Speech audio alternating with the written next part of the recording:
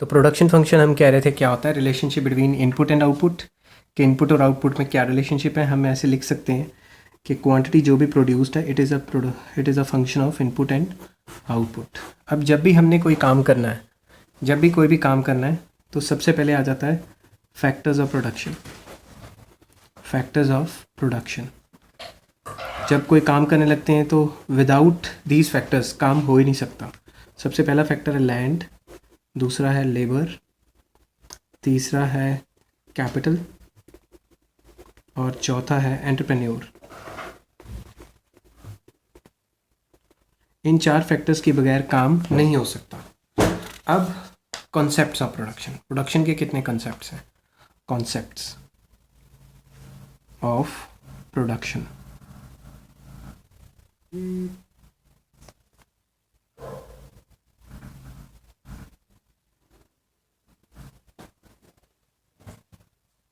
Concepts of production, concepts of production 3 type के concepts हैं।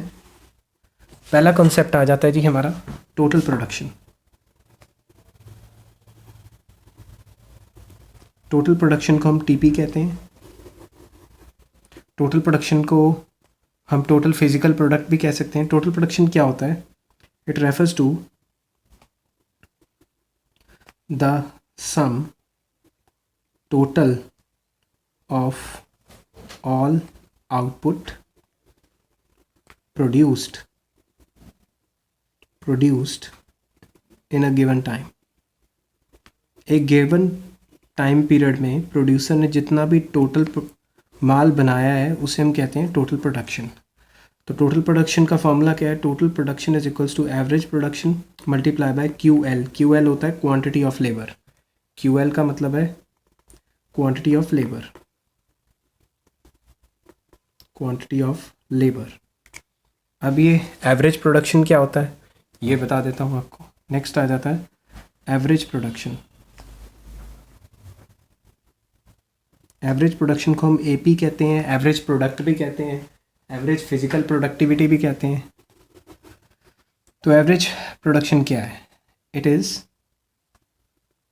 The output produced per unit of labour.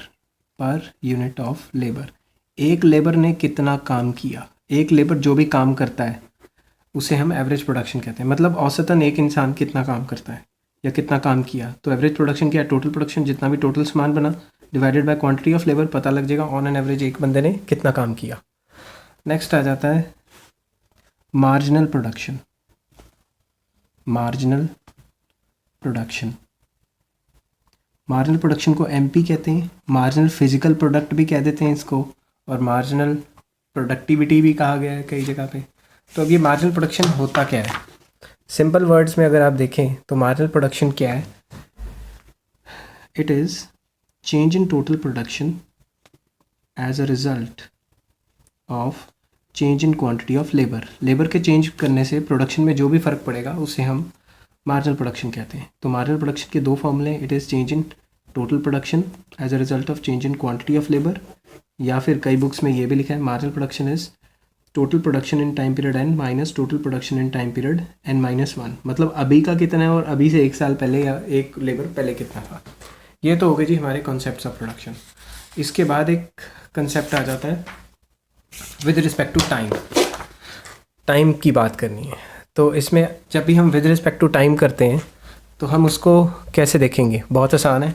With respect to time अगर हमने करना है तो टाइम पीरियड 2 टाइप के होते हैं। एक होता है शॉर्ट, एक होता है लॉन्ग। शॉर्ट पीरियड में क्या होता है? ओनली 1 फैक्टर इज़ वेरिएबल, सिर्फ एक ही फैक्टर वेरिएबल होता है, ठीक है। बट लॉन्ग पीरियड में क्या होता है? All factors are variable, all factors are variable, सारे के सारे फैक्टर्स वेरिएबल होते हैं। ज़्यादातर इसमें लेबर होता है वेरिएबल, लेबर को ही हम चेंज कर सकते हैं। और इसके अंदर हम कंसेप्ट पढ़ते हैं returns to a factor. Returns to a factor, a factor मतलब एक फैक्टर के चेंज होने से क्या फ़र्क पड़ता है। एक फैक्टर के चेंज होने से टोटल प्रोडक्शन में क्या फ़र्क पड़ता है। इसमें सारे के सारे वेरिएबल फैक्टर होते हैं और इसमें हम पढ़ते हैं returns to the scale. Scale मतलब अगर सारे के सारे फैक्टर्स चेंज हुए तो क्या असर आएगा। तो अब हम शुरू करते हैं रिटर्न्स टू अ फैक्टर से। अभी रिटर्न्स टू अ फैक्टर क्या बीमारी है। रिटर्न्स टू अ फैक्टर में सबसे पहले returns to a factor, returns to a factor में हम डिस्कस करेंगे कि एक लेबर के चेंज होने से टोटल प्रोडक्शन में किस किस टाइप का फ़र्क पड़ सकता है। तो हम लिखते हैं under this we discuss the change in total production as a result of change in the units of variable factor। मतलब वेरिएबल फैक्टर के चेंज होने से टोटल प्रोडक्शन में क्या फ़र्क पड़ेगी। और वेरिएबल फैक्टर क्या होता है शॉर्ट पीरियड में, लेबर। अब इसके अंदर 3 तरीके के असर पड़ सकते हैं। पहला आता है increasing returns,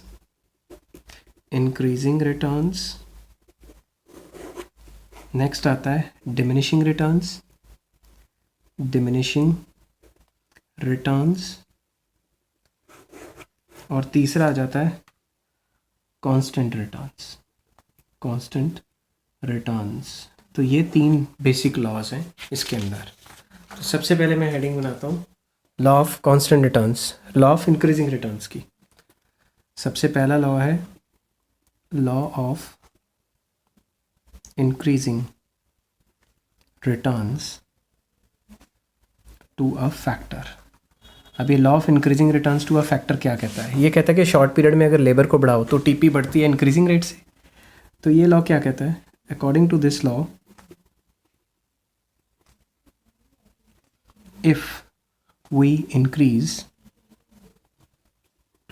the units of variable factor in short run, that is जो कि क्या है labour, comma the total production increases at increasing rate. Total production बढ़ता है मगर इसके बढ़ने का रेट क्या होगा, इंक्रीजिंग। अब इस लॉ को प्रूव करने के लिए हमें कुछ अजम्पशंस चाहिए। तो मैं हेडिंग बनाऊंगा अजम्पशन की। अजम्पशंस क्या हैं, सेम, तीनों लॉज की सेम अजम्पशन है। पहली अजम्पशन, ये लॉ तभी अप्लाई होगा जब शॉर्ट रन होगा, शॉर्ट टाइम पीरियड होगा। दूसरी अजम्पशन कि हम ये मान के चलते हैं कि labour is only variable factor, labour ही एक वेरिएबल फैक्टर है। तीसरा, units of labour are homogeneous मतलब सेम क्वालिटी के। फोर्थ, हम ये मान के चल रहे हैं कि there is no change in technology में कोई फ़र्क नहीं पड़ना चाहिए। तो ये 4 एजम्पशंस हैं, ये तीनों के तीनों लॉज में सेम रहेंगी। अब हम हेडिंग बनाएंगे एक्सप्लेनेशन ऑफ लॉ।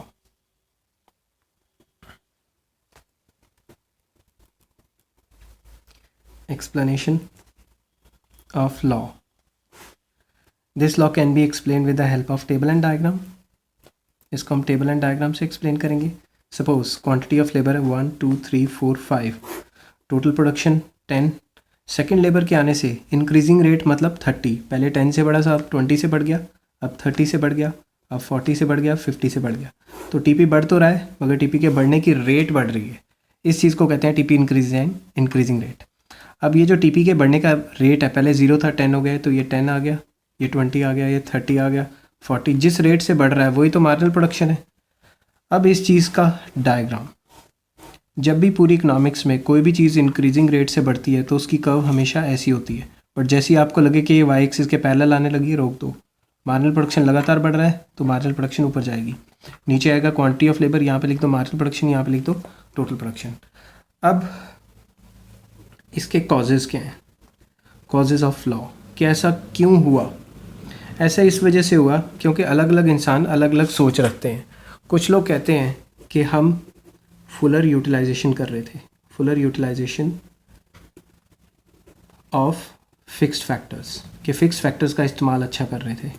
कुछ लोग कहते हैं नहीं, fuller utilization of variable factor, जो लेबर है उसका इस्तेमाल अच्छी तरह हो गया।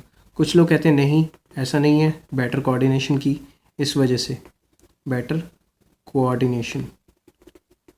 कुछ लोग कहते हैं कि there is division of labour, कि हर एक बंदे को अलग अलग काम दे दिया, उसी में उसकी स्पीड बन गई, डिवीज़न ऑफ लेबर। अब मेन मुद्दा ये है कि ये लॉ अप्लाई कहाँ पे होता है। एप्लीकेशन, ये लॉ अप्लाई होता है हमारा इंडस्ट्रियल सेक्टर में। इंडस्ट्रियल सेक्टर में ही तो काम फटाफट से हो जाता है और हमें इंक्रीजिंग रिटर्न्स आते हैं।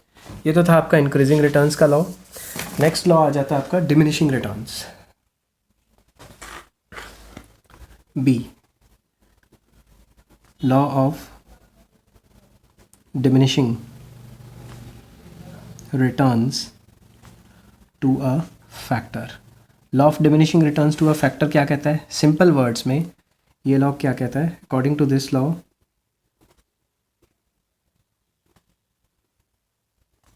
if we increase the units of variable factor, that is labor, in short run, then total production increases at diminishing rate. total production बढ़ती तो है मगर डिमिनिशिंग रेट से। अब इस चीज़ को प्रूव करने के लिए हमें अजम्पशंस लेनी पड़ेंगी। अजम्पशंस क्या हैं? सेम एज अबव, जो पिछले लॉ में ली थी कि शॉर्ट पीरियड है, लेबर वेरिएबल फैक्टर है, यूनिट्स ऑफ लेबर होमोजीनियस है और नो चेंज इन टेक्नोलॉजी। उसके बाद हम हेडिंग बनाएंगे एक्सप्लेनेशन ऑफ लॉ। इस लॉ को एक्सप्लेन करने का वही तरीका, टेबल एंड डायग्राम। सबसे पहले quantity of labour 1 2 3 4 5 6 7, total production diminishing rate से 10 से बढ़ा, अब 8 से बढ़ेगा, 6 से बढ़ेगा, 4 से बढ़ेगा, 2 से बढ़ेगा ही नहीं, उल्टा गिर जाएगा। This is called diminishing rate. Diminishing rate मतलब टीपी बढ़ तो रहा है मगर इसके बढ़ने का रेट पहले से कम हो रहा है। उसके बाद क्या, मार्जिनल प्रोडक्शन 10 से बढ़ा, 8 से बढ़ा, 6 से बढ़ा, 4 से बढ़ा, 2 से बढ़ा ही नहीं, उल्टा गिर गया। इसमें 3-4 चीज़ें देखने वाली हैं। पहली चीज़ ध्यान में रखना है, जब टीपी मैक्सिमम होती है एमपी 0 होता है। दूसरी, जैसे ही टीपी गिरा एमपी नेगेटिव हो जाता है। इसका डायग्राम, एक्स एक्सिस यहाँ पे ले लो प्रोडक्शन। अगर प्रोडक्शन नहीं लिखना तो आप ये भी लिख सकते हो टीपी ओब्लिक एमपी। यहाँ पे लिखना है क्वांटिटी ऑफ लेबर। जब भी डिमिनिशिंग रेट होती है पूरी इकोनॉमिक्स में कर्व ऐसी ही होगी। यहाँ पे टीपी मैक्सिमम हो जाएगा, ए पॉइंट पे यहाँ से डॉटेड लाइन निकाली, यहाँ से एमपी गिरता है, जैसे ही टीपी मैक्सिमम है एमपी 0 होएगा, जैसे ही टीपी गिरेगा एमपी नेगेटिव हो जाएगा। तो ये आपका इसका डायग्राम है। अब अगर इसका आ जाए कॉजेज़ में आपने क्या करना है, अपोजिट ऑफ किसके, इंक्रीजिंग रिटर्न्स के। इंक्रीजिंग रिटर्न्स में क्या कह रहे थे हम कि काम अच्छा चल रहा है। यहाँ कह दो under utilization of fix factor, under utilization of variable factor, no coordination, lack of division of labour लिख सकते हो। अब एप्लीकेशन, ये लॉ अप्लाई कहाँ पे होता है? एप्लीकेशन इसकी होती है हमारी एग्रीकल्चर सेक्टर में, एग्रीकल्चर सेक्टर। इसके बाद आ जाता है हमारा कांस्टेंट रिटर्न्स वाला लॉ।